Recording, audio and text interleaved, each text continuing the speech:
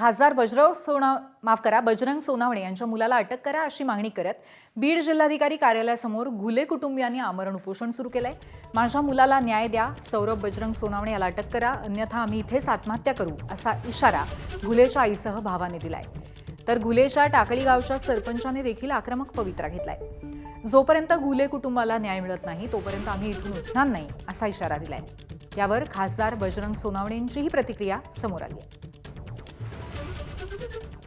साक्षीदार घटनास्थळी झालेले ते सगळे सांगतायत, कोर्टात सांगतायत, आणखी काय पुरावे पाहिजेत? आता तर सीडीआर समोर आले, एसआयटी प्रमुखांनी स्वतः दाखवले सीडीआर मध्ये घटनास्थळी घटनेच्या आधी कोणाला फोन कॉल झालाय, घटनेच्या आधी एक दिवस अगोदर कोणाशी संपर्क झालाय, ते सगळं सीडीआर मध्ये स्पष्ट दिसून आलं ना। आणखी काय पाहिजे? आता अटक जर नाही केली तर मी कुशल सोडणार नाही, तर आम्ही इथंच आत्महत्या करणार। झालं मुलाला बाहेर रोडवर मारलं, अजून न्याय नाही।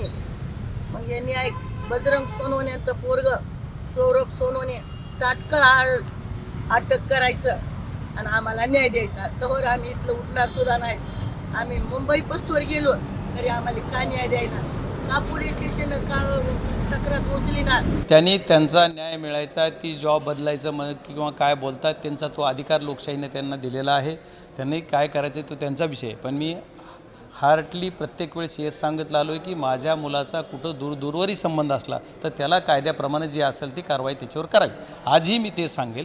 पण विनाकारण कुठंतरी काहीतरी करून मला बदनाम करायचं आहे आणि माझा मुलगा त्याच्यात अडकतोय का बघायचं आहे, तर ठीक आहे, ते लोकशाहीने त्यांना जो अधिकार दिला त्या पद्धतीने त्यांनी करावं। मला त्यांच्यावर काही बोलायचं नाही। ती बसलेत हे मला माहीत पण नाही। आता तुम्ही म्हणताय तर ठीक आहे, बसले असते।